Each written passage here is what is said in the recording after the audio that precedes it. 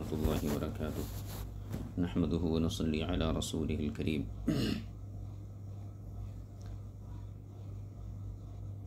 جیسا کہ ناظرین کو معلوم ہے، جامعہ انواریہ حیدرآباد باب العلم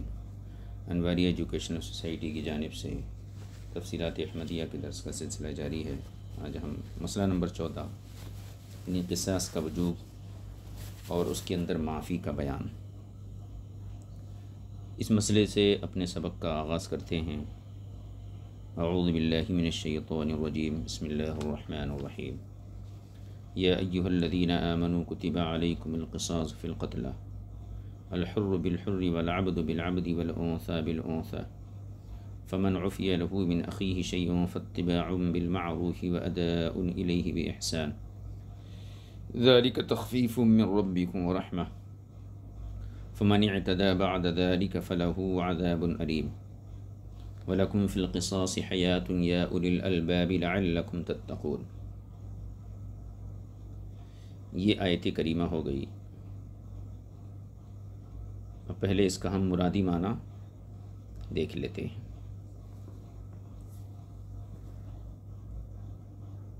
یا ایہا الذین آمنوا، اے ایمان والو، کتب علیکم القصاص فی القتلى، تم پر مقتولین میں قصاص فرض کر دیا گیا ہے۔ الحر بالحر، آزاد کے بدلے آزاد، والعبد بالعبد، اور غلام کے بدلے غلام، والانثى بالانثى، اور عورت کے بدلے عورت۔ فمن عفی له من اخیہ شیء فاتباع بالمعروف، پھر جسے اس کی بھلائی کی طرف سے، پھر جسے اس کے بھائی کی طرف سے معاف کر دیا گیا، یعنی مقتول کے ورثہ کی طرف سے معاف کر دیا گیا، فاتباع بالمعروف، اسے معروف کی پیروی کرنا، واداء الیہ بإحسان، اور احسان کے ساتھ اس کو ادا کرنا ہے۔ ذالک تخفیف من ربکم ورحمہ، یہ تمہارے پروردگار کی طرف سے تخفیف اور مہربانی ہے۔ فمن اعتدى بعد ذلک، سو جو شخص اس کے بعد زیادتی کا ارتکاب کیا، فلہ عذاب علیم، تو اس کے لیے دردناک عذاب ہے۔ وَلَكُمْ فِي الْقِصَاصِ حَيَاةٌ يَا أُولِي الْأَلْبَابِ لَعَلَّكُمْ تَتَّقُونَ، اور تمہارے لیے قصاص میں اے عقل مندو زندگی ہے تاکہ تم متقی بنو۔ یہ آیت مبارکہ کا معنی ہو گیا۔ اب مسائل کا بیان۔ صاحب کتاب فرماتے ہیں کہ یہ معلوم رہنا چاہیے، اللہ رب العزت نے قصاص کے مسئلے کو کئی آیتوں میں ذکر فرمایا ہے، متعدد آیات میں ذکر فرمایا ہے۔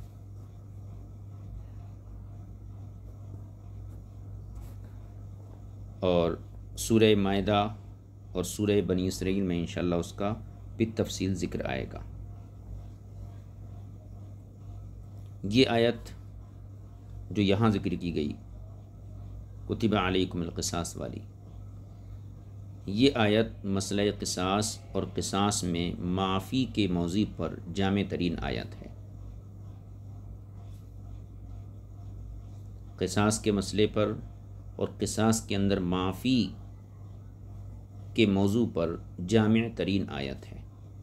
اور اس میں اللہ رب العزت کے اس احسان کا بھی ذکر ہے جو اس نے اپنے بندوں پر اس مسئلے میں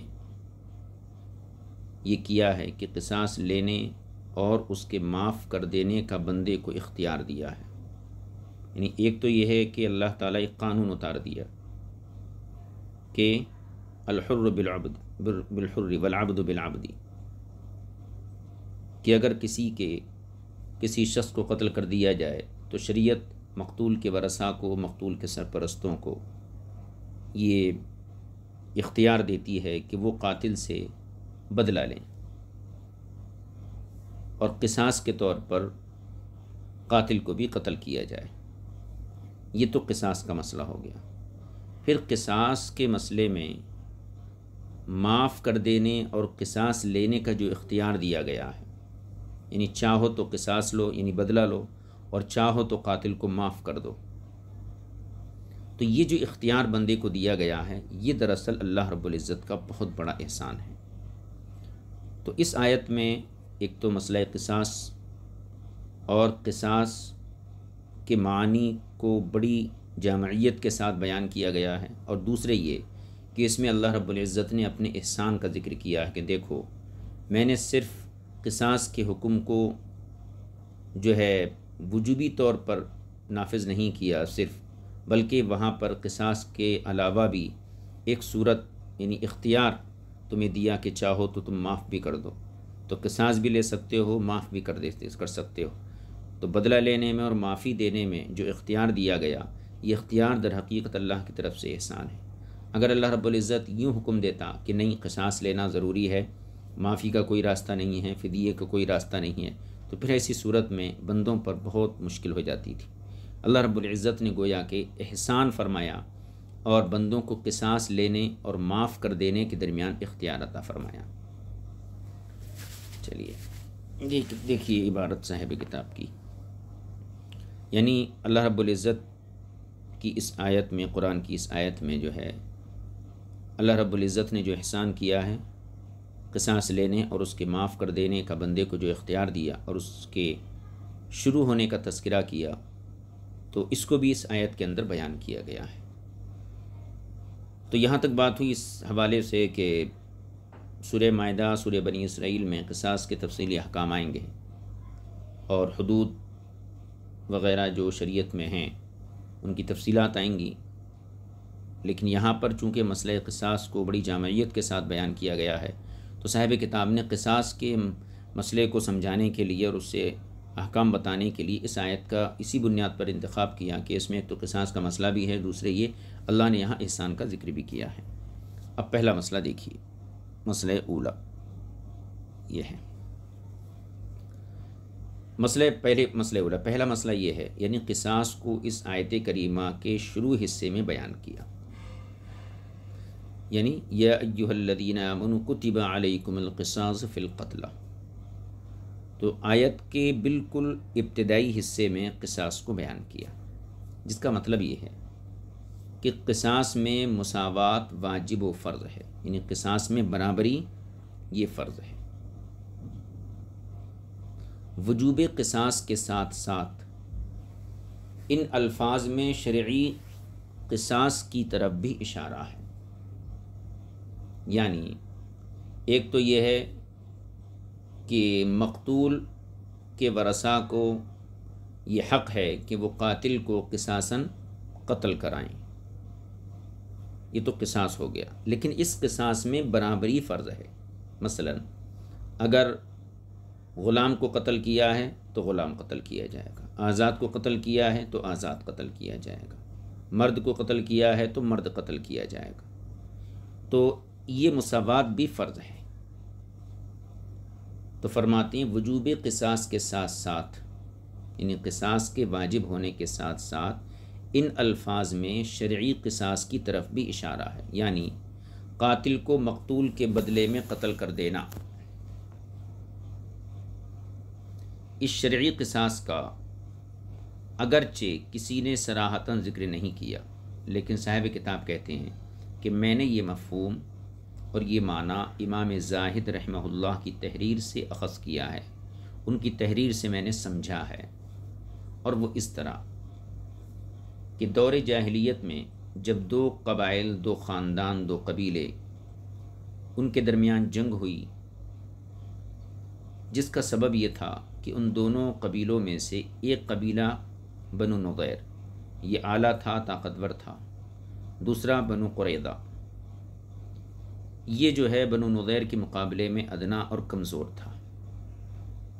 بنو نضیر نے اپنی طاقت کے بلبوتے پر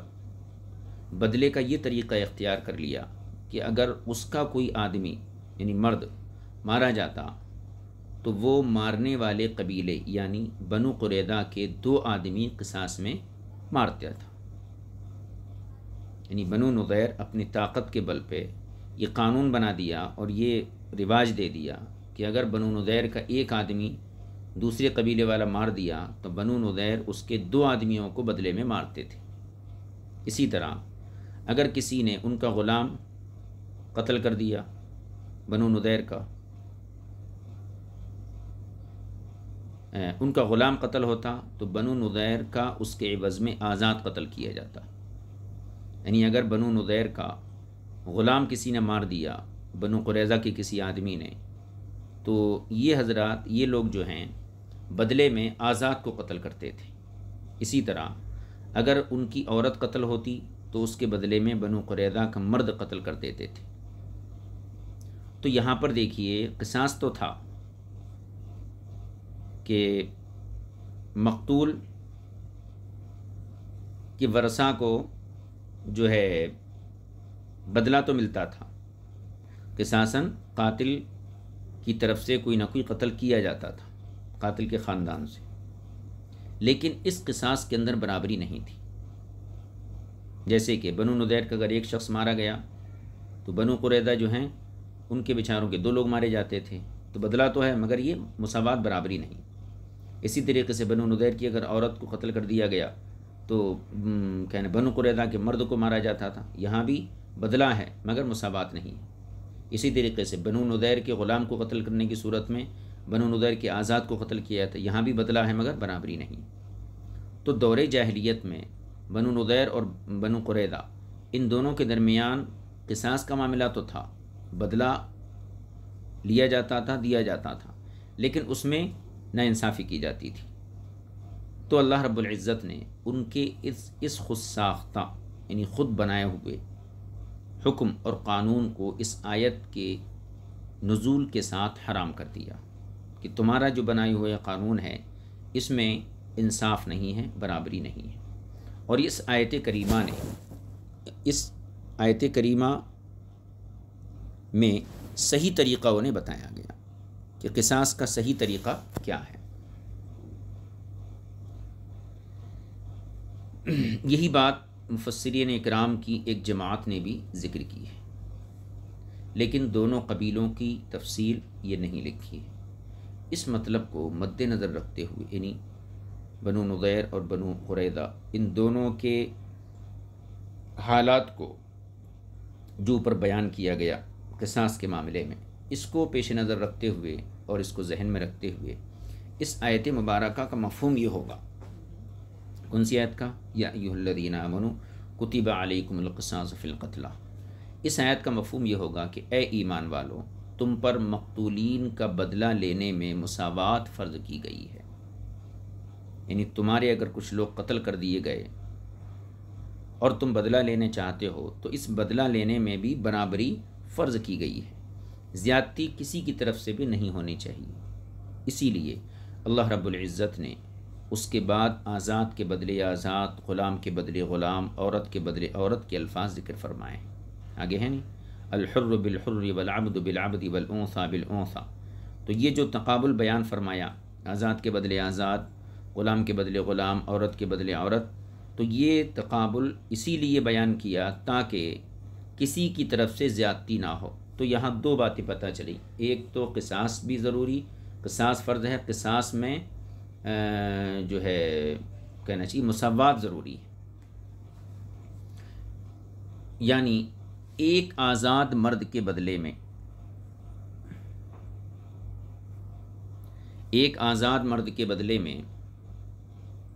جو ہے ایک ہی آزاد مرد قتل کیا جائے، ایک کے بدلے میں 2 نہیں، اور غلام کے بدلے میں غلام قتل کیا جائے نہ کہ آزاد، اور عورت کے بدلے میں عورت قتل کی جائے نہ کہ مرد۔ تو قصاص میں بھی مساوات ضروری ہے بلکہ فرض ہے۔ آگے دیکھیے تفسیر حسینی میں مذکور ہے، اس میں لکھا ہے کہ امام شافعی اور امام مالک ان دونوں حضرات کے نزدیک غلام کے بدلے میں آزاد کو قتل کرنا اس آیت کریمہ کو دیکھتے ہوئے جائز نہیں ہے۔ یہ آیت کیا بتاتی؟ الحر بالحر، آزاد کے بدلے آزاد، والعبد بالعبد، اور غلام کے بدلے غلام۔ تو اس آیت کا تقاضا یہ ہے کہ قصاص میں مساوات چاہیے، تو امام شافعی امام مالک کہتے ہیں کہ اس آیت کو دیکھتے ہوئے غلام کے بدلے میں آزاد کو قتل نہیں کرنا چاہیے، کیونکہ یہاں برابری نہیں ہے، جبکہ امام اعظم ابو حنیفہ کے نزدیک یہ جائز ہے، یعنی غلام کے بدلے آزاد کو قتل کیا جا سکتا ہے۔ اور احناف کی دلیل جو ہے کہ غلام کے بدلے آزاد کو قتل کیا جائے گا، ان کی دلیل یہ ہے کہ اس آیت کا حکم، یعنی جو آیت ہم پڑھ رہے ہیں ابھی، الحر بالحر والعبد بالعبد والانثى بالانثى، اس آیت کا حکم یہ سورہ مائدہ کی آیت کے حکم سے منسوخ ہو گیا ہے، اور وہ یہ ہے یعنی ان النفس بالنفس والعین بالعین والانف بالانف، یہ سورہ مائدہ کی آیت ہے۔ اس میں کیا ہے؟ جان کے بدلے جان۔ اب یہاں پر آزاد اور غلام کی کوئی وضاحت نہیں ہے، تو امام اعظم فرماتے ہیں کہ الحر بالحر کا جو حکم ہے کہ آزاد کے بدلے آزاد، غلام کے بدلے غلام، یہ حکم سورہ مائدہ کی اس آیت کے حکم سے منسوخ ہو گیا ہے، ٹھیک ہے؟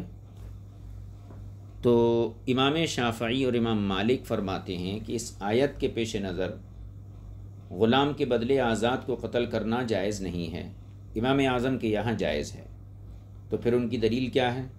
ان کی دلیل سورہ مائدہ کی آیت ہے، ان النفس بالنفس والعین بالعین والانف بالانف والاذن بالاذن والسن قصاص والسن بالسن والجروح قصاص۔ یہ آیت کریمہ سے یہاں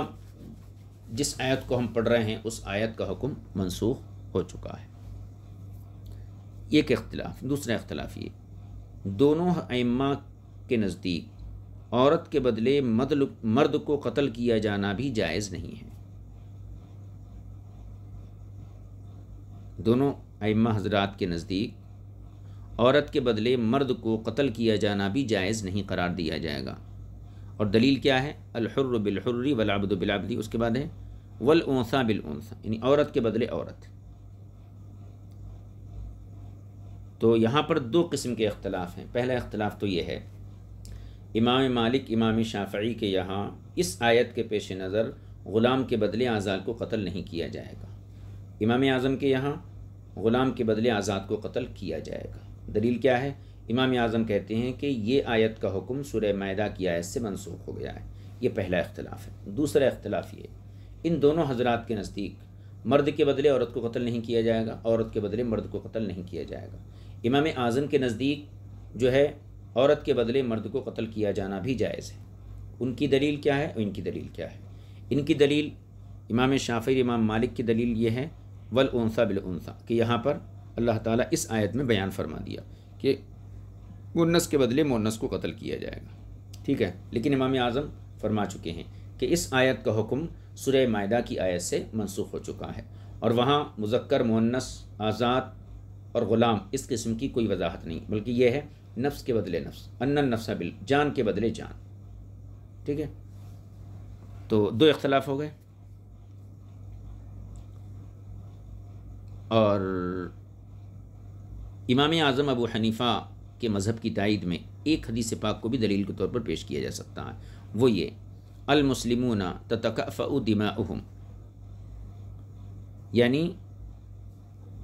اس سلسلے میں کہ عورت کے بدلے مرد کو قتل کیا جانا احناف کے یہاں جائز ہے۔ اس کی دلیل یہ حدیث پاک ہے کہ مسلمان ان کا خون ایک جیسا ہے، مرد ہو یا عورت ہو، تو خون کی حرمت دونوں کی ایک درجے میں ہے، لہذا عورت کے بدلے جو ہے مرد کو قتل کیا جانا جائز ہے۔ تو یہ امام شافعی امام مالک ایک فریق، امام اعظم دوسرے فریق، اور دو مسائل کے اندر یہاں اختلاف ہے۔ اس عبارت کو پڑھ لیجیے، مطلب تو میں سمجھا دیا۔ تفسیر حسینی میں ہے کہ امام شافعی اور امام مالک کے نزدیک غلام کے بدلے میں آزاد کو قتل کرنا اس آیت کو دیکھتے ہوئے جائز نہیں ہے۔ کیوں؟ اس لیے کہ یہاں لکھا ہے الحر بالحر والعبد بالعبد، جبکہ امام اعظم ابو حنیفہ کے نزدیک یہ جائز ہے۔ ان کی دلیل یہ ہے، کن کی دلیل؟ امام اعظم کی، کہ اس آیت کا حکم سورہ مائدہ کی آیت کے حکم سے منسوخ ہو گیا ہے، اور وہ آیت یہ ہے ان النفس بالنفس، یہ سورہ مائدہ کی آیت ہے، یہ ناسخ ہے، اور یہاں جو آیت ہم پڑھ رہے ہیں اس کا حکم منسوخ ہے۔ اسی طرح دونوں مذکورہ ائمہ حضرات نے، کون؟ امام مالک، امام شافعی، ان حضرات نے عورت کے بدلے مرد کو قتل کیا جانا بھی جائز قرار نہیں دیا ہے، جس کے لیے ان کی دلیل کیا ہے؟ یہی آیت، الحر بالحر والعبد بالعبد والانثى بالانثى۔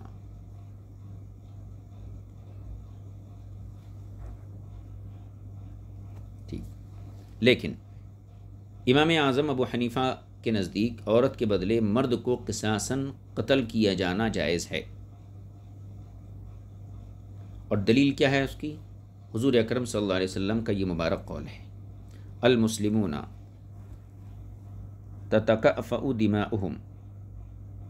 مسلمانوں کا خون ایک جیسا ہے، یعنی حرمت کے لحاظ سے مسلمانوں کا خون ایک جیسا ہے۔ یہ بات ہو گئی مکمل۔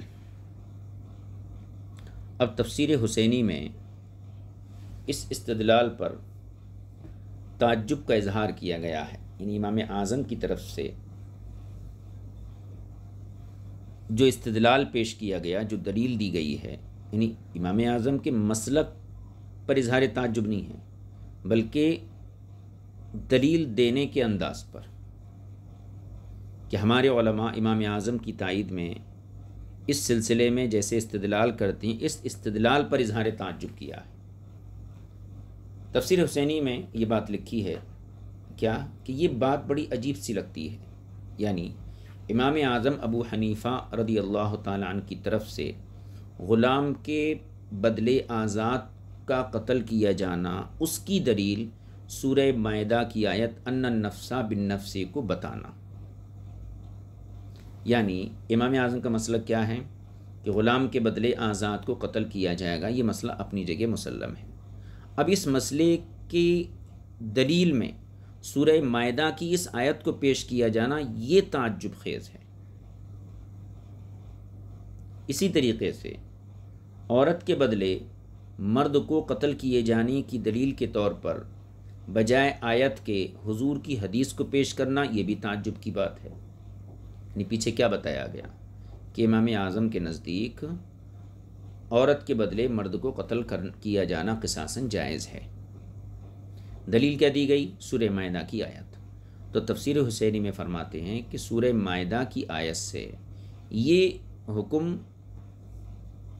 ثابت کرنا یہ تعجب خیز ہے، ایک بات۔ دوسرے یہ کہ پھر دوسرا اختلاف تھا، عورت کے بدلے مرد کو قتل کیا جانا، اس اختلاف پر حدیث سے دلیل پیش کی گئی۔ تو صاحب تفسیر حسینی فرماتے ہیں کہ عورت کے بدلے مرد کو قصاصاً قتل کیا جائے گا، اور اس مسئلے پر حدیث پاک سے دلیل دینا یہ تعجب خیز ہے، یعنی آیت کو چھوڑ کر حدیث کو دلیل بنانا یہ بھی تعجب کی بات ہے۔ ٹھیک ہے، اب اس کو دیکھ لیجئے۔ پہلے دیکھیے تفسیر حسینی میں یہ بات لکھی ہے، تفسیر حسینی میں لکھی ہے کہ یہ بات بڑی عجیب سی لگتی ہے کہ امام اعظم ابو حنیفہ رحمہ اللہ کی طرف سے غلام کے بدلے آزاد کا قتل کیا جانا، اس کی دلیل سورہ مائدہ کی آیت ان النفس بالنفس کو بتانا، اور عورت کے بدلے مرد کو قتل کیے جانے کی دلیل اس آیت کے بجائے حضور اکرم صلی اللہ علیہ وسلم کی حدیث پاک کو بنانا یہ تعجب کی بات ہے۔ دوسرے مسئلے میں بھی جب سورہ مائدہ کی آیت کو دلیل بنانا درست ہے تو پھر اسے چھوڑ کر حدیث پاک کو دلیل بنانے کی کیا مجبوری اور احتیاجی تھی، یعنی کیا ضرورت تھی؟ دوسرا مسئلہ کون سا ہے؟ عورت کے بدلے مرد کو قتل کیا جائے گا، یہ دوسرا مسئلہ ہے۔ تو دوسرے مسئلے کی دلیل بھی آیت کو بنا سکتے تھے، آیت کو بنا سکتے تھے۔ ان النفس بالنفس اس میں صاف لکھا ہے جان کے بدلے جان، تو جس طریقے سے یہاں غلام اور آزاد کی وضاحت نہیں ہے، اسی طریقے سے یہاں پر مرد اور عورت کی بھی وضاحت نہیں ہے، تو اسی آیت کو آپ دوسرے والے مسئلے کی دلیل بنا سکتے تھے۔ تو آپ نے آیت کو چھوڑ کر حدیث پاک کو دلیل بنایا، تو اس کی کیا مجبوری تھی؟ اسی لیے صاحب کشاف نے یہ اختیار کیا ہے کہ آیت زیر بحث منسوخ ہے، یعنی جس آیت کے متعلق ہم بحث کر رہے ہیں یا الحر بالحر والعبد بالعبد، یہ آیت کو صاحب کشاف زمخشری نے اس کو منسوخ قرار دیا ہے، اور اس کی ناسخ سورہ مائدہ، یعنی سورہ مائدہ کی جو آیت ہے النفس بالنفسی، اس آیت کو ناسخ قرار دیا ہے، اور یہ فرق نہیں رکھا ہے کہ غلام کے بدلے آزاد کا قتل کیا جانا اس آیت سے منسوخ ہے، اور عورت کے بدلے میں مرد کا قتل کیا جانا آیت سے منسوخ نہیں ہے، یہ فرق نہیں کیا، بلکہ صاف کہا کہ الحر بالحر کا حکم جو ہے ان النفس بالنفسی کے حکم سے ناسخ ہو چکا ہے۔ اب دو مسئلوں کا حکم معلوم ہو گیا، ایک تو یہ کہ غلام کے بدلے آزاد کو قتل کیا جانا، یہ بھی ان النفس بالنفس سے ثابت ہے۔ دوسرا مسئلہ، عورت کے بدلے مرد کو قتل کیا جانا قصاصاً، یہ بھی ان النفس بالنفس سے ہی ثابت ہے۔ حدیث کو یہاں دلیل نہیں بنایا، ہاں البتہ یہ ہے کہ اس حکم کی تائید میں حضور کا ارشاد پیش کیا ہے، ہاں اسی کو فرماتے ہیں، ہاں اس کی تائید میں حضور اکرم صلی اللہ علیہ وسلم کا یہ ارشاد ہے، اور حضور کا ارشاد اس بات کی تائید کر رہا کیا، المسلمون تتکافؤ دماؤہم، تمام مسلمانوں کا خون برابر ہے۔ اس کے علاوہ ہمارے اصحاب یعنی امام اعظم ابو حنیفہ کے اصحاب کی کتب فقہ میں اس بات کا تذکرہ نہیں ہے، اور نہ ہی شافعی المسلک حضرات کی کتب اور تفاسیر میں اس کا ذکر ہے کہ ہم احناف اور امام شافعی کے مقلدوں کے درمیان اس بارے میں اختلاف ہے کہ مرد کو عورت کے بدلے میں قتل کرنا درست ہے یا نہیں۔ یہ دیکھیے، اسی طرح بیضاوی علیہ الرحمٰ نے بھی اس بات کو نہیں چھیڑا ہے، اور غلام کے قتل کے بدلے میں آزاد قاتل کو قتل کیے جانے کے جواز پر سنت اور قیاس سے تمسک کیا ہے، یعنی دلیل پکڑی ہے، استدلال کیا ہے۔ اور آیت کریمہ ان النفس بالنفسی، آیت کریمہ کے قول سے نسخ کا دعویٰ بھی ضعیف ہے۔ یہ کون بول رہے ہیں؟ امام بیضاوی، یعنی امام بیضاوی نے یہ بحث نہیں کی ہے جو اوپر ملا جیبن علیہ الرحمہ کرے، اور غلام کے بدلے آزاد کو قتل کیے جانے کے جواز پر امام بیضاوی نے حدیث سے قیاس سے استدلال کیا ہے، لیکن ان النفس بالنفسی کے قول سے نسخ کا دعویٰ اس کو ضعیف کہا ہے، کیونکہ ان دونوں آیات یعنی الحر بالحر اور ان النفس بالنفس، ان کے درمیان نسخ کے بغیر تطبیق دینا ممکن ہے۔ جب بغیر نسخ کے تطبیق دینا ممکن ہے تو پھر اس کو منسوخ بنانے کی کیا ضرورت ہے؟ اسی لیے صاحب مدارک نے آیت کریمہ، یہ آیت کریمہ کون سی؟ الحر بالحر اور ان النفس بالنفس، اور قول رسول صلی اللہ علیہ وسلم المسلمون تتکافؤ دماؤہم کو، اس بات کو دو دلیلیں قرار دیا ہے، یعنی منسوخ نہیں کیا، بلکہ یہ کہا کہ ان النفس بالنفس یہ ایک دلیل ہے، اور حضور کی حدیث دوسری دلیل ہے، یعنی غلام کے عوض آزاد کا قتل کیا جانا درست ہے، اور دونوں میں کوئی آیت منسوخ نہیں ہے، اور انہوں نے عورت کے بدلے مرد کو قتل کرنے کا مسئلہ پہلے مسئلے پر قیاس کیا ہے۔ یہی وجہ ہے کہ شرح وقایہ میں لکھا ہے کہ ہم احناف کے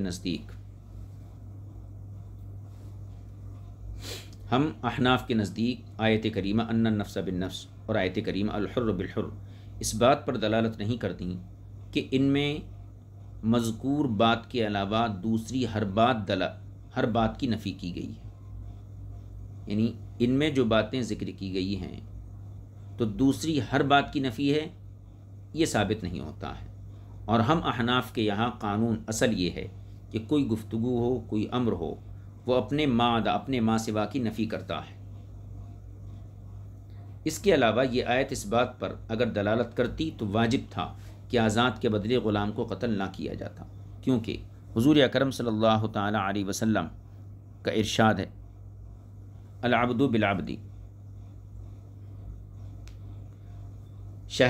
صاحب شرح وقایہ کا یہ کلام مکمل ہو گیا،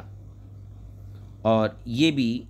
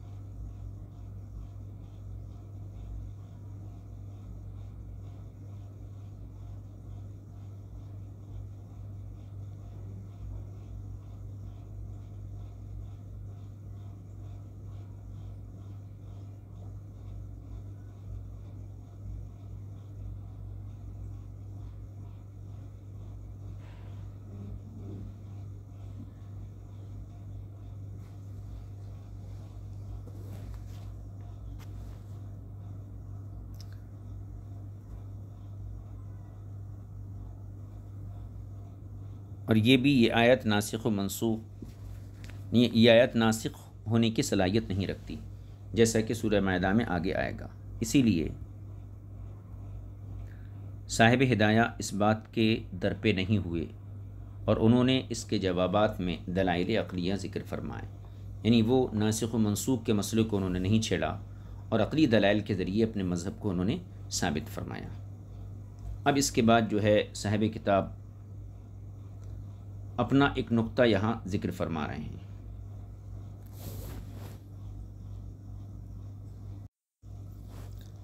فرماتے ہیں میرے ذہن میں اس مقام پر ایک خوبصورت جواب ہے، اور وہ یہ ہے کہ جب قصاص کا دار و مدار مساوات پر ہے، برابری پر ہے، تو جو قتل کرے اسے ہی قتل کیا جائے، وہ مذکر ہو یا مؤنث، آزاد ہو یا غلام، چھوٹا ہو یا بڑا، تندرست ہو یا بیمار۔ قرآن کریم نے الحر بالحر کو بطور نص اس لیے بیان فرمایا تاکہ ان لوگوں کی تردید ہو جائے، ان لوگوں کا رد ہو جائے جو یوں کرتے تھے کہ قاتل کو قصاص میں قتل نہیں کرتے تھے اور نہ ہی صرف اس کے قتل پر اکتفا کرتے تھے، بلکہ وہ غلام کے بدلے آزاد کو قتل کیا کرتے تھے، ایک آزاد کے بدلے 2 آزادوں کو قتل کرتے تھے، اور عورت کے بدلے مرد کو قتل کرتے تھے۔ آیت کا معنی یہ ہوگا کہ اگر قاتل آزاد ہو تو اس کے بدلے ایک آزاد ہی کو قتل کرو جبکہ وہی قاتل ہو، اور اگر اس کی قاتل کوئی عورت ہو تو اسے ہی مقتول کے بدلے میں قتل کرو۔ لہذا یہ آیت امام مالک، امام شافعی کے موقف یعنی ان کے مسلک کے خلاف منسوخ ہوئے بغیر حجت ہوگی۔ میری اس بات میں خوب غور کرو اور انصاف سے کہنا کیسی بات ہے۔ گویا صاحب کتاب نے اپنی طرف سے نظر پیش کی اور اس کے بعد پڑھنے والوں کو، سننے والوں کو یہ دعوت انصاف دی کہ اس میں غور کرو اور انصاف کے ساتھ فیصلہ کرو، کیسی بات ہے، بات بہت اچھی ہے۔ اب اس کے بعد جو ہے اس آیت کریمہ میں ذمی کے احکام بیان کیے گئے ہیں کہ یہ آیت البتہ ذمی کے لیے ہے یا سب مسلمان کے لیے، سب کے لیے عام ہے۔ قصاص کا جو حکم ہے یہ صرف مسلمان کے لیے ہے یا ذمی کے لیے بھی ہے، یا اس میں کوئی تخصیص ہے یا تعمیم ہے؟ تو فرماتے ہیں کہ اس آیت کریمہ کا حکم یعنی قصاص کا حکم ذمی اور مسلمان سب کے لیے برابر ہے، کیونکہ کفار بھی حدود و قصاص کے مخاطب ہوتے ہیں۔ لہٰذا اگر کسی مسلمان کو کوئی ذمی یا کسی ذمی کو کوئی مسلمان قتل کر دیتا ہے تو قصاصاً قاتل کو قتل کیا جائے گا۔ اور اس مسئلے میں بھی امام شافعی رضی اللہ عنہ کا اختلاف ہے۔ رہا یہ کہ اگر مسلمان اور ذمی دونوں کے لیے حکم ہے تو پھر خطاب صرف مومنوں کو کیوں ہے؟ یعنی اگر یہ حکم دونوں کے لیے ہے، ذمی کے لیے بھی مسلمان کے لیے بھی، تو خطاب تو کہا یا ایھا الذین آمنوا کتب علیکم القصاص، اے ایمان والو تم پر قصاص کو فرض کیا گیا ہے۔ تو اگر حکم دونوں کے لیے تھا تو یا ایھا الذین آمنوا کیوں کہا گیا؟ اس کا جواب یہ ہے کہ عبادات میں خطاب چونکہ مومنوں کو ہی ہوتا ہے، جب اللہ کسی عبادت کا حکم دیتا ہے تو خطاب اہل ایمان کو ہوتا ہے، اس لیے اس کی موافقت کرتے ہوئے صرف صاحبان ایمان کو خطاب کیا گیا، ٹھیک ہے۔ اور دوسرا یہ کہ جس واقعے کی تردید میں یہ آیت نازل ہوئی اس کا تعلق مومنین کے ساتھ ہی تھا۔ 2 قسم سے جواب دے دی گئے۔ ایک تو یہ کہ عبادات میں چونکہ اللہ تعالیٰ اہل ایمان کو خطاب کرتا ہے تو اسی کی موافقت کرتے ہوئے یہاں بھی اہل ایمان کو خطاب کیا گیا، اور ذمی وغیرہ حضرات ضمنی طور پر اس کے اندر آ جائیں گے، کیونکہ اسلامی سلطنت اور کسی بھی حکومت کا مقصد ہوتا ہے قیام عدل، اور قیام عدل اسی صورت میں ممکن ہے کہ اس ریاست میں رہنے والے تمام شہریوں کے حقوق اور فرائض کی جو ہے صحیح نگہداشت ہو سکے۔ تو دوسرا جواب یہ ہے کہ جس واقعے کی تردید میں نہیں، بنو نضیر اور کہنا چاہیے بنو قریظہ، جس واقعے کی تردید میں یہ آیت نازل ہوئی تھی اس کا تعلق بھی اہل ایمان سے تھا، اس لیے یہاں پر یا ایھا الذین آمنوا کے ذریعے خطاب کیا گیا۔ اب مسائل اس سے امام ملا جیون علیہ الرحمہ فرماتے ہیں کہ ایک مسئلہ یہاں سے نکلتا ہے عقیدے کی بات، کہ اس آیت کریمہ میں اس امر کی دلیل ہے، اس بات کی دلیل ہے کہ گناہ کبیرہ کا مرتکب یعنی گناہ کبیرہ کا کرنے والا ایمان سے خارج باہر نہیں ہوتا ہے، اور وہ اس طرح کہ قتل کبیرہ گناہوں میں سے عظیم تر گناہ ہے۔ قتل کرنا یہ کبیرہ گناہوں میں سے ایک بڑا گناہ ہے، اس کے ارتکاب کے باوجود اس کے کرنے والے پر مومن کا لفظ بولا گیا، مومن کا اسم بولا گیا، لہذا یہ آیت کریمہ معتزلہ کا رد بھی کرتی ہے، کیونکہ ان کا مذہب کیا ہے کہ کبیرہ گناہ کرنے والا ایمان سے نکل جاتا ہے۔ تو یہ ایک مسئلہ اس سے ثابت ہوتا ہے۔ اب حضرت عبداللہ بن عباس نے اس آیت کریمہ سے فاسق کے مومن ہونے پر 3 طریقے سے استدلال کیا ہے، یعنی فاسق پر بھی مومن کا اطلاق کیا جاتا ہے۔ اس مسئلے پر 3 طریقے سے تمسک کیا ہے اور استدلال کیا ہے۔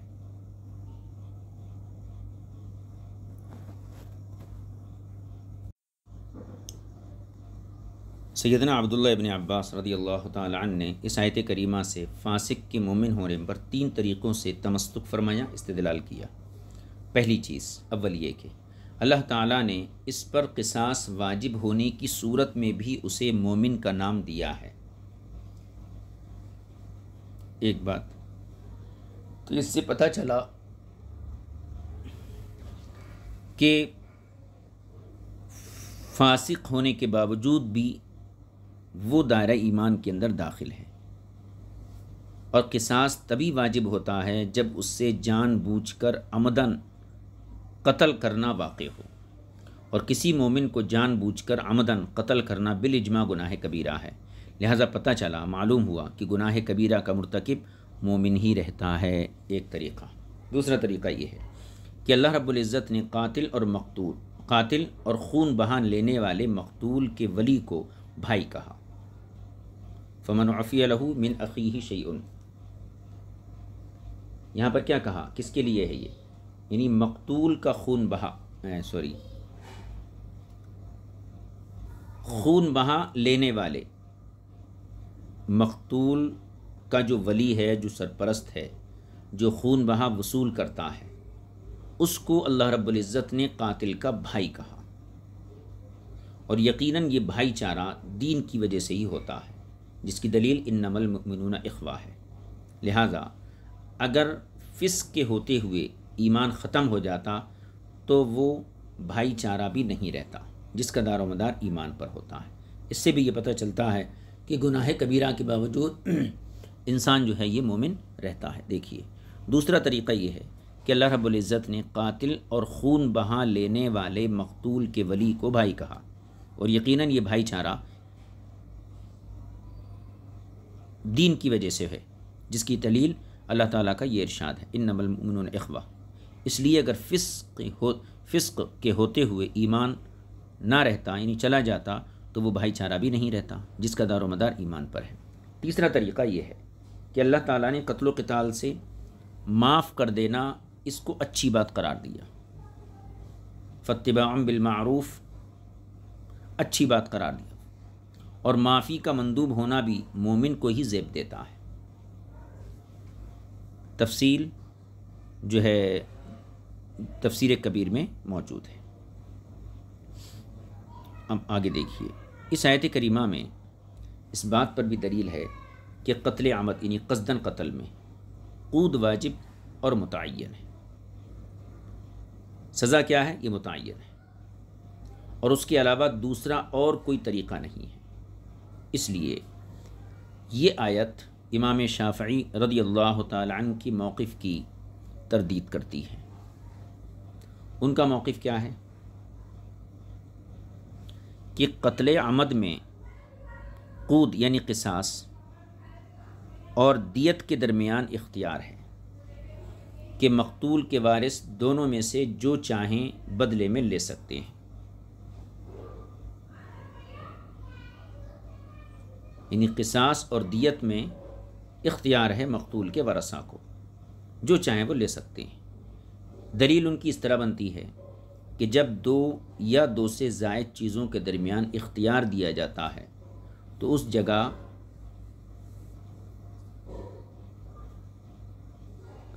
کتب الشیء المعین کے الفاظ نہیں کیے جاتے، یہ بالکل واضح ہے۔ یہاں اللہ تعالیٰ نے کتب علیکم القصاص سے خطاب فرما کر گویا قصاص کو متعین کر دیا، ایک مسئلہ۔ دوسرا مسئلہ اس آیت میں معاف کرنا ہے، جس کے لیے یہ الفاظ آئے ہیں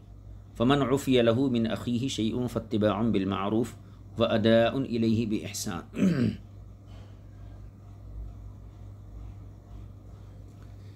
اس آیت کریمہ میں لہو کی ضمیر مجرور اور اخیہ کی ہا ضمیر مجرور دونوں من کی طرف لوٹتی ہیں، من کی طرف لوٹتی ہیں۔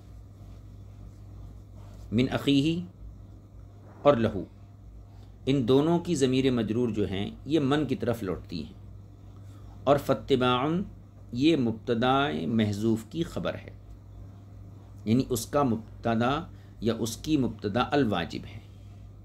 اور جمہور کے نزدیک یہ آیت معافی کے بارے میں ہے۔ اس صورت میں لفظ شیئن کا معنی معافی میں سے کوئی چیز ہوگا، اور الیہ کے ضمیر کا مرجع الاخ یا لفظ اتباع کا مدلول المتبع یعنی قاتل ہوگا، اور اس کے بھائی سے مراد مقتول کا بھائی ہے، اور لہو یا تو اپنے معنی پر رہے گا اور مفعول آخر کو چھوڑ دیا گیا، گویا کہا گیا کہ جس کو اس کی جنایت معاف کر دی گئی، اس کا جرم معاف کر دیا گیا، یا اس کے قصاص کے قائم مقام معافی کو کر دیا گیا، یعنی بدلے کی جگہ معافی کو رکھ دیا گیا۔ یہ معنی اس طرح ہوگا کہ لفظ عفیہ کو جب جنایت کرنے والے یعنی جرم کرنے والے کی طرف فقط جنایت کرنے والے کی طرف متعدد کیا جاتا ہے تو اس وقت صرف ان سے متعدی ہوتا ہے، اور جب ان دونوں کی طرف متعدی ہوتا ہے تو اول کی طرف حرف لام کے ذریعے متعدی ہوتا ہے اور ثانی کی طرف حرف ان کے ذریعے متعدی کیا جاتا ہے۔ اب آیت کریمہ دیکھیے، اب آیت کریمہ کا معنی یہ ہوگا فمن عفی لہ، پس قاتل کو جب مقتول کے ولی کی طرف سے دم میں سے کچھ معاف کر دیا گیا، یا اسے مقتول کے بعض وارثوں نے کچھ معاف کر دیا، تو قاتل سے مطالبہ کرنے والے کے لیے فاتباع بالمعروف واجب ہے۔ وہ یوں کہ مال کا مطالبہ کرتے وقت قابل تحسین قابل تعریف رویہ اختیار کرے،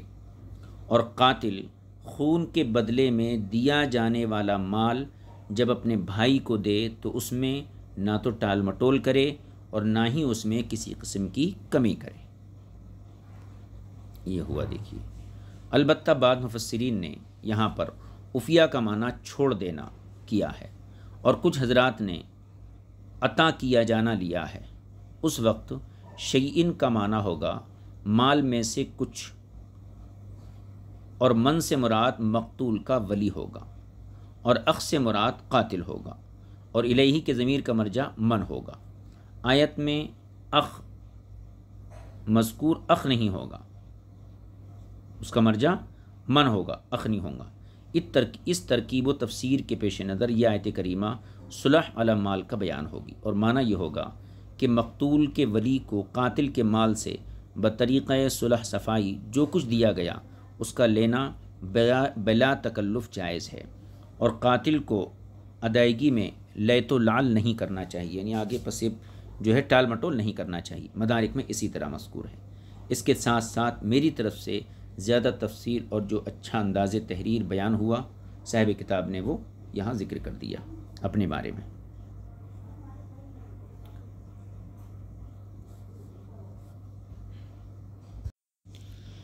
ہم احناف کا مذہب یہ ہے کہ مقتول کے اولیاء اگر قصاص معاف کر دیتے ہیں تو وہ اب کوئی اور چیز نہیں لے سکتے، اور اگر قصاص کے بجائے مال پر صلح کرتے ہیں تو اب قصاص نہیں لے سکتے اور مال کی ادائیگی واجب ہو جائے گی۔ اور اگر مقتول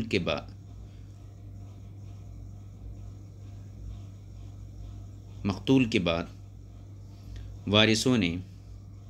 قصاص معاف کیا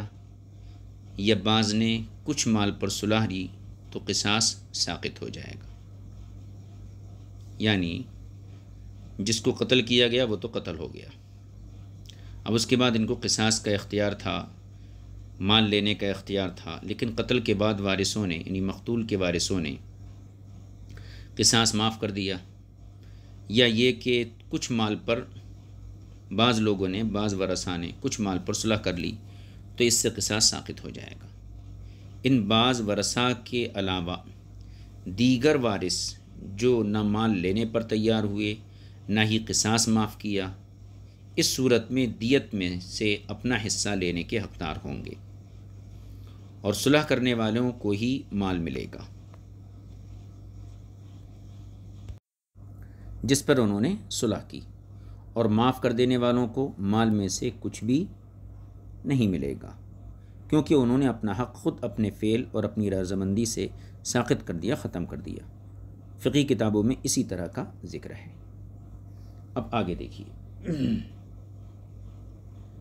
امام شافعی رحمہ اللہ کا مذہب یہ ہے کہ مقتول کا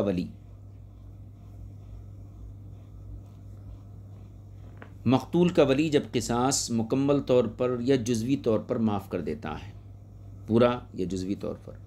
تو اس کے لیے قاتل سے دیت کا مطالبہ کرنا یہ اس کا حق ہے۔ قاتل سے دیت کا مطالبہ کر سکتا ہے، خواہ قاتل چاہے یا نہ چاہے۔ امام زاہد رحمۃ اللہ نے اس موقف پر گرفت کرتے ہوئے لکھا ہے، امام شافعی کے اس نظریے پر گرفت کرتے ہوئے لکھا ہے کہ قصاص میں قتل کو چھوڑ دینا اور دیت لینا، اسے عفو کا نام کس طرح دیا جا سکتا ہے، یعنی اسے معافی کیسے کہا جا سکتا ہے؟ کیونکہ امام شافعی کے مذہب کے مطابق مقتول کے ولی کا حق دو باتیں ہیں، یا قصاص میں قتل کر دینا یا مال لینا۔ تو جس طرح مال کو چھوڑ دینا اور قصاص میں قتل کر دینا قاتل کے حق میں عفو نہیں ہے، قاتل کے حق میں معافی نہیں کہلاتا ہے، اسی طرح مال لینا اور قصاص چھوڑ دینا یہ کیوں کر عفو کہلائے گا؟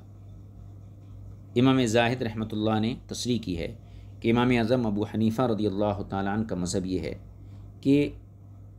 اللہ تعالیٰ کے قول عفیہ کا معنی دیا گیا، یعنی عطا کیا گیا ہے،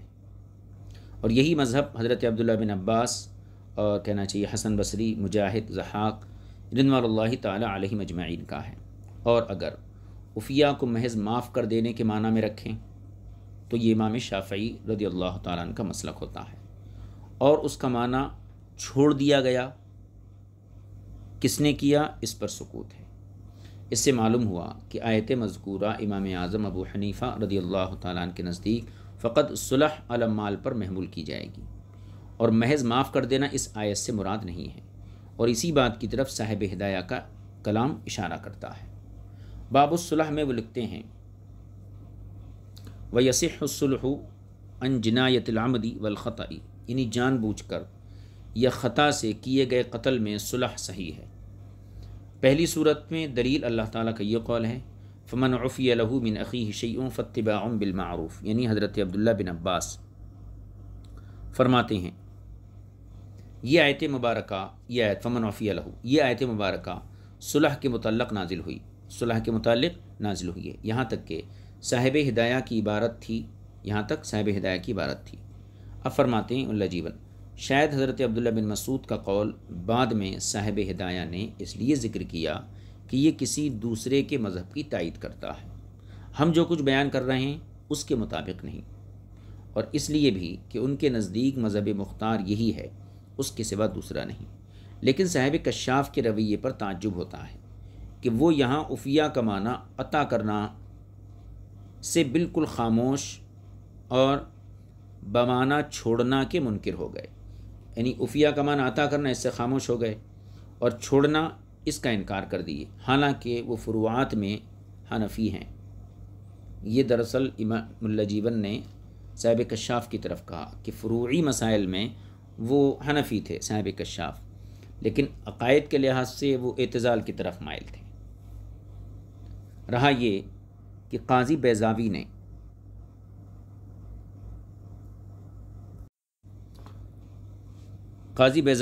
رحمۃ اللہ نے عفیہ کا معنی عطا کرنا ذکر نہیں کیا،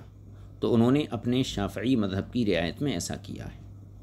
اور میرا گمان یہ ہے، ملا جیون کہتے ہیں کہ آیت کریمہ تمام مذکورہ تمام معانی کے اعتبار سے امام اعظم ابو حنیفہ کے مذہب کے موافق ہے، اس لیے کہ اگر عفو کو عطا کرنے کے معنی میں لیا جائے اور اسے صلح پر محمول کیا جائے تو امام اعظم کا مذہب بالکل صاف ظاہر و باہر ہے، اور اگر لفظ شیئن کو نکرہ لانا بھی اس کی تائید کر رہا ہے، اور اگر عفو سے مراد محض معافی لیا جائے تو پھر امام اعظم کا مذہب اس صورت میں بھی ظاہر ہے، کیونکہ معافی محض سے مراد خون میں سے کچھ معاف کرنا، یعنی صرف معافی سے مراد خون میں سے کچھ معاف کرنا ہوگا، اور کچھ معاف کرنا بقیہ کے لیے مال کی ادائیگی سب کے نزدیک واجب ہے، بخلاف اس کے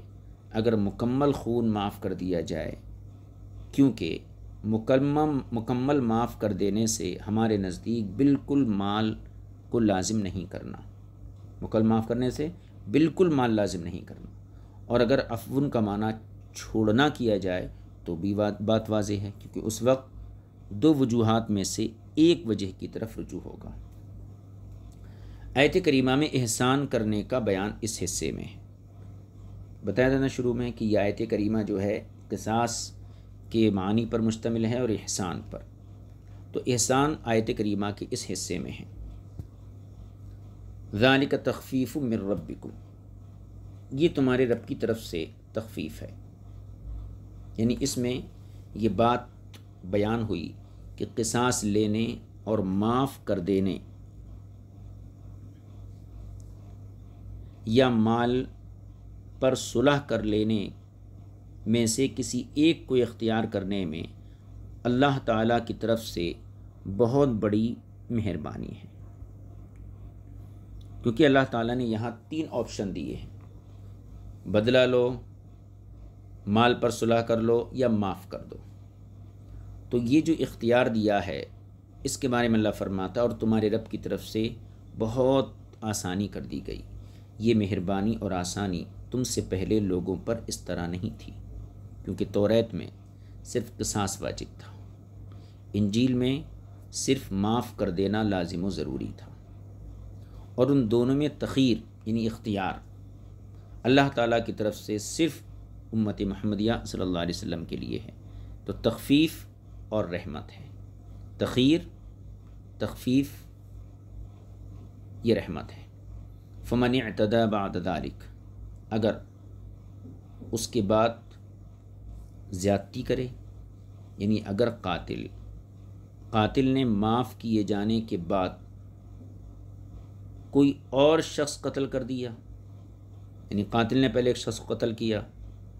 مقتول کے ورثاء نے قصاص لینے کے بجائے اس کو معاف کر دیا، اب اس نے کسی اور شخص کو قتل کر دیا، یا پھر مقتول کے ورثاء نے قاتل کے علاوہ کسی اور کو بدلے میں قتل کر دیا، یا پھر دیت وصول کرنے کے بعد پھر قصاص کا مطالبہ کیا، تو اس کے لیے دنیا اور آخرت میں دردناک عذاب ہے۔ تو گویا یہ قاتل کی طرف سے زیادتی ہو، مقتول کے ورثاء کی طرف سے زیادتی ہو، دیت لینے کے بعد پھر قصاص کا مطالبہ ہو، یا قتل تو ایک نے کیا مگر دوسرے کو قتل کر دینا ہو، ان تمام زیادتیوں کی صورت میں اللہ تعالیٰ نے آخرت کے دردناک عذاب کی وعید سنائی۔ آگے فرمایا وَلَكُمْ فِي الْقِصَاصِ حَيَاتٌ يَا أُولِي الْأَلْبَابِ، اور تمہارے لیے قصاص میں زندگی ہے۔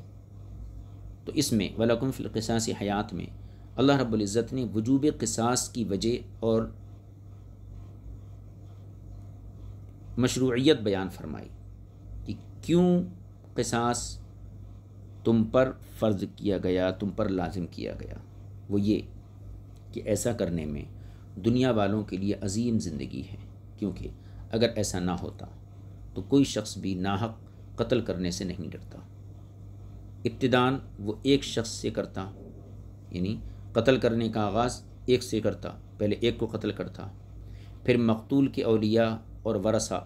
اپنے بھائی کے قتل کے بدلے میں قاتل کے کئی آدمیوں کو قتل کرتے، پھر وہ ان کے بہت سے آدمی مار ڈالتے، حتیٰ کہ ہر طرف قتل و غارت گری کا بازار گرم ہو جاتا، اور قتل کیے جانے کا جرم کرنے والا سزا نہیں پاتا۔ لیکن جب قصاص واجب کر دیا گیا تو ہر ایک کو یہ خوف ہو گیا کہ اگر میں نے قتل کی ابتدا کی تو مجھے زندہ نہیں چھوڑا جائے گا، بلکہ قصاص میں قتل کر دیا جائے گا۔ تو اس خوف سے کسی کو قتل کرنے سے روک دیا جائے گا، یعنی اس خوف سے گویا وہ قتل کرنے سے رک جائے گا۔ تو قصاص کے حکم میں زندگی کا یہ مفہوم ہے، ورنہ بظاہر دیکھا جائے تو اس میں حیات کے بجائے قاتل کی موت ہے۔ اسی لیے فرمایا یا اولی الالباب، یعنی تمہارے لیے قصاص میں زندگی ہے، تو اس زندگی کا ادراک کون کر سکتا ہے؟ وہ عقل والے کر سکتے ہیں۔ آگے دیکھیے، اور اگر قصاص میں زندگی ہے، یہ فرمایا نا قصاص میں زندگی ہے، اگر اس کا یہ مفہوم لیا جائے تو بھی جائز ہے، یعنی تمہارے لیے قصاص لینے میں مقتول کے اولیاء کی زندگی ہے، اس لیے کہ جس نے کسی ایک شخص کو قتل کر دیا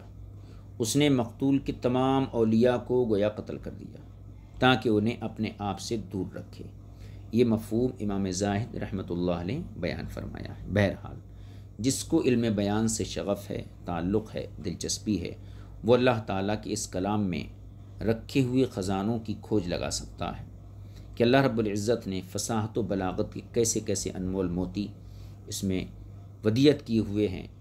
جنہیں زبان بیان کرنے سے قاصر و عاجز ہیں۔ یہ مسئلہ نمبر 14 تھا، جس کی وضاحت مکمل ہو گئی۔ آگے وصیت 15واں مسئلہ جو وصیت سے متعلق ہے،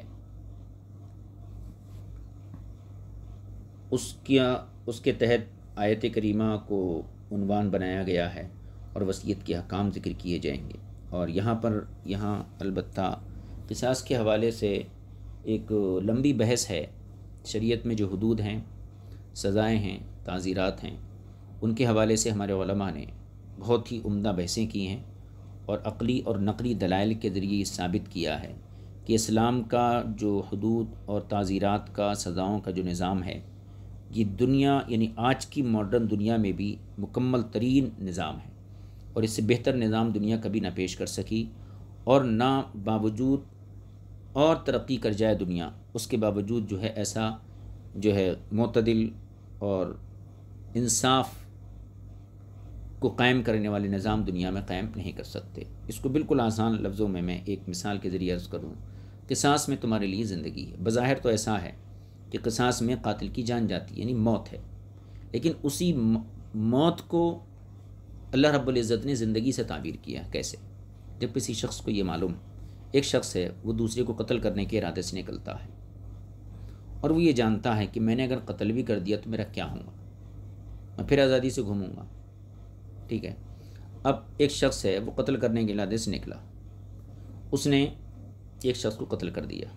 اب ظاہر سی بات ہے مقتول کے ورثہ خاموش تو نہیں بیٹھیں گے، لہذا وہ اس کو قتل کریں گے۔ اب ضروری نہیں ایک ہی آدمی کو قتل، کئی آدمی کو بھی قتل کر سکتے ہیں۔ اب دوسرا پس منظر، ایک زمین پر یہ قانون نافذ ہے کہ قتل کرنے کی سزا قتل ہے، یعنی قتل کرنے کی صورت میں قصاصاً قتل کیے جاؤ گے۔ تو جب بندہ کسی کو قتل کرنے کا ارادہ کرے گا تو اس کو اپنی سزا کا خیال آئے گا کہ مجھے یہ سزا دی جائے گی، لہٰذا وہ اس سزا کے خیال سے جرم سے رک جائے گا۔ تو گویا قصاص کے اعلان نے دو لوگوں کی زندگی کی حفاظت کی۔ اگر یہ ایک شخص کو قتل کر دیتا تو وہ انسان بھی مارا جاتا، پھر بدلے میں یہ بھی مارا جاتا، لیکن قصاص کے حکم نے گویا دل و دماغ پر ایسا تسلط کیا اور اس طریقے سے اس کو جو ہے جرم سے روکا کہ خود بھی وہ مرنے سے بچا، قتل ہونے سے بچا، اور سامنے والا جو شخص تھا جس کے قتل کا اس نے ارادہ کیا تھا وہ بھی گویا کہ قتل ہونے سے محفوظ ہو گیا۔ تو یہ ایک مستقل باب ہے، انشاءاللہ